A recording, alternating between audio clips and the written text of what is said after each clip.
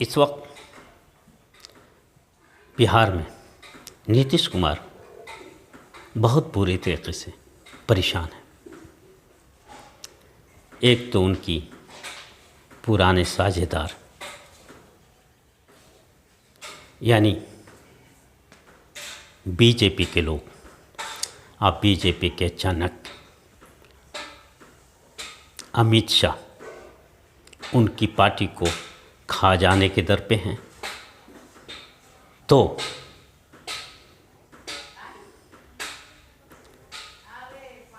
दूसरी तरफ रामविलास पासवान के बेटे चिराग पासवान,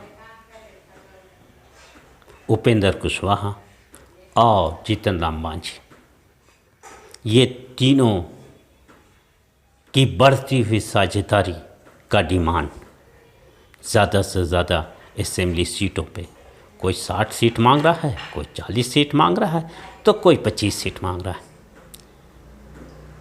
अब अगर 60, 40 और 25 सिर्फ इन पार्टियों को ही दे दें यानी 125, तो 125 में क्या बीजेपी और नीतीश कुमार लड़ पाएंगे?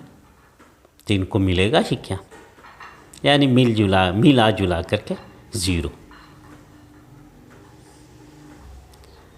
फिर वो आरजेडी की तरफ रुख करते हैं, मुसलमानों का सोचते हैं कि मुसलमानों की तरफ जाएं, तो मुसलमानों का हाल ये है वक्फ बोर्ड के बाद और जिन उनके खुले कारनामे मुसलमानों के साथ जो गद्दारियाँ, धोखाधड़ी सामने आ रही हैं। मिसाल के तौर पर अभी ज़्यादा नहीं 6 महीने के अंदर की बात है, उन्होंने इमारत शरिया में अपना दखल अंदाज़ी करके इमारत शरिया उड़ीसा बिहार को बांट दिया।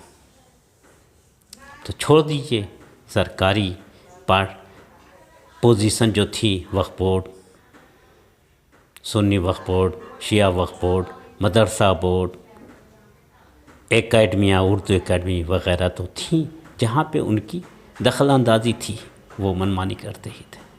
लेकिन अब इन्होंने मुसलमानों के इदारों के अंदर में भी तोड़ फोड़ का काम शुरू किया, जिसका नतीजा ये हुआ कि मुसलमान बिल्कुल उनसे खफा हैं।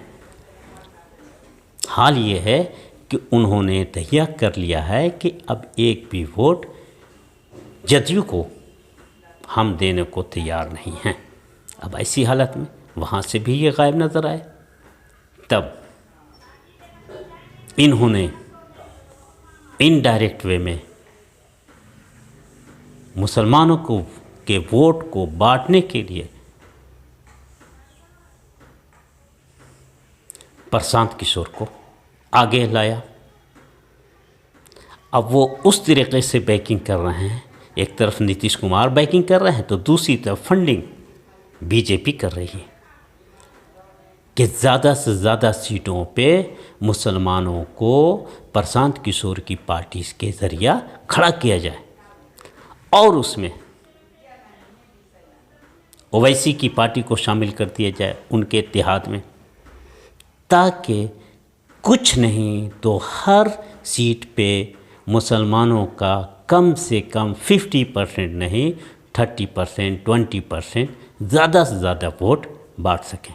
अब उसका नतीजा ये होगा कि ज़्यादा 2000, 4000 की मार्जिन से जो सीटें दूसरी पार्टियां जीत सकती हैं, वो 4000, 5000 वोट अगर प्रशांत किशोर को मुसलमानों का मिल जाए तो जाहिर सी बात है इसका फ़ायदा किसको मिलेगा? बीजेपी को या जदयू को।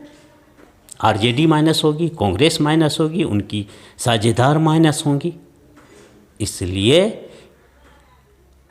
इनसे बिहार के मुसलमानों को होशियार होना चाहिए कि यहाँ मुसलमान खड़े होंगे ज़रूर। शरद ये प्रशांत किशोर दावेदारी तो कर रहे हैं, लेकिन प्रशांत किशोर हम मानते हैं, वो अगर ये कहते हैं अपनी पार्टी मुसलमानों का लीडरशिप आना चाहिए, मुसलमानों की लीडरशिप से उभरना चाहिए, मुसलमान को एमएलए विधायक बनना चाहिए। तो अपनी पार्टी का चीफ क्यों नहीं किसी मुसलमान को बना देते हैं?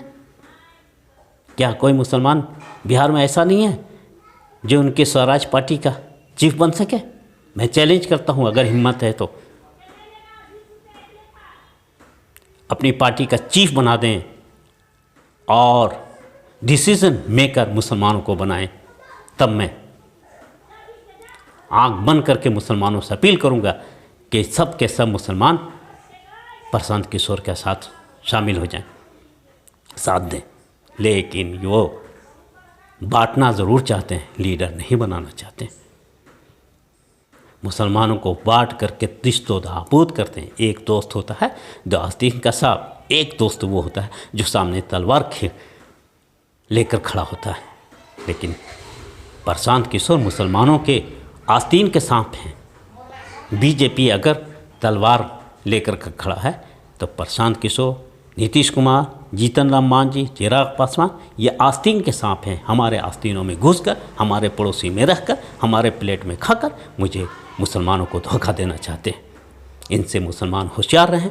और मैं बराबर इस बात के दावेदारी के साथ, सबूत के साथ मैं उनके इन चीज़ों के बारे में बता सकता हूँ।